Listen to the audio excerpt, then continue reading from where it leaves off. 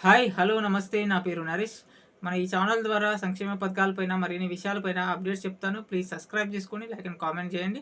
మరి కొత్త రేషన్ కార్డులపైన కులగణన ఆధారంగానే ఎంపిక చేస్తారు. మరి దీనికి అర్హులు ఎవరు? అర్హులు ఎవరు కాదు? అనే విషయం చెప్పుకునే ముందు ముఖ్యమైన ఇంపార్టెంట్ పథకం ఇది రేషన్ కార్డులు. ఎందుకంటే గత 10 సంవత్సరాల నుంచి కొత్త రేషన్ కార్డ్స్ అనేది ఇవ్వలేదు.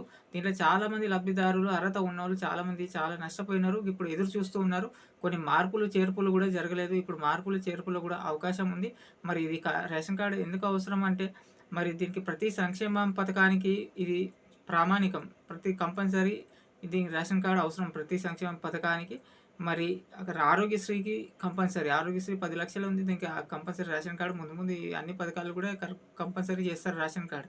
అయితే మరి అర్హులు ఎవరు? అర్హులు ఎవరు కాదు. ఇంతకుముందయితే మంచిగా ఆర్థికంగా బాగున్న వాళ్ళు అందరూ ఉన్నవాళ్ళు కూడా రేషన్ కార్డులు చాలా మందికి ఉన్నాయి. వాటన్నిటిని కూడా కట్ చేస్తా అంటున్నారు. మరి ఈ కులగణన సర్వేలో మరి కరెక్ట్ ఇచ్చిరా? అసలు కరెక్ట్ ఇవ్వలేదా డీటెయిల్స్ అనేది సంగతి మనకు తెలియలేదు. కాకపోతే ఇప్పుడైతే మరి అర్హులు ఎవరు అంటే పట్టణ ప్రాంతంలో 2.5 లక్షల మించి ఆదాయం ఉండకూడదు. గ్రామీణ ప్రాంతాల్లో అయితే 1,50,000 మించి ఆదాయం ఉండకూడదు. మరి 4 వీలర్ కారు ఉండకూడదు. మరి దీనికి అపార్ట్మెంట్‌లో ఉండకూడదు. మంచి ఆర్థికంగా మంచి పొజిషన్‌లో ఇల్లు రెంట్స్ వచ్చే ఇల్లులు కానీ ఇలాంటివి ఉండకూడదు. మరి ఈ కొన్ని ఇంతకుముందు ఉన్న వాళ్ళకు కూడా కట్ చేస్తారు. మరి ప్రభుత్వ ఉద్యోగులు రిటైర్డ్ అయ్యి పింఛన్ తీసుకున్న వాళ్ళు కూడా అర్హులు కాదు. మరి ప్రభుత్వ, ప్రైవేట్ అవుట్‌స్కోరింగ్ ఉద్యోగులు కూడా అర్హులు కాదు. ఇక బిజినెస్ మ్యాన్స్ ఇవన్నీ కూడా పరిశీలన చేస్తారు. మరి దీన్ని పట్టణ ప్రాంతంలో అయితే వార్డు సభ, బస్తీ సభలో దీని జాబితాను పెట్టి దీన్ని ఎంపిక చేస్తారు. గ్రామీణ సభల్లో అయితే గ్రామ సభల్లో దీన్ని ఎంపిక చేస్తారు. రేపటి నుంచి ప్రక్రియ సాగుతుంది. మరి దాంట్లో మనం ఎవరైతే అప్లికేషన్ చేయలేదో వాళ్ళకు కూడా అవకాశం ఉంటుంది. పోయి మన పేరు రాకుంటే అప్లికేషన్ చేసుకోవచ్చు. అర్హులైన వారు మళ్ళీ పెట్టుకోవచ్చు. అనర్హులను కూడా గ్రామ సభల్లో పరిశీలించి ఆ గ్రామంలో ఆ పేర్లు వచ్చిన వాళ్ళు అనర్హులు అయితే తీసేస్తారు, కట్ చేస్తారు. తర్వాత ఈ ప్రక్రియ అంతా గ్రామాలైతే ఎంపీడీఓలు, పట్టణ ప్రాంతాల్లో అయితే జీహెచ్ఎంసీ కమిషనర్ వీళ్ళైతే మానిటరింగ్ చేస్తారు, పరిశీలిస్తారు. తర్వాత కమిషనర్‌కి కలెక్టర్, జిల్లా కలెక్టర్‌కి పంపిస్తారు.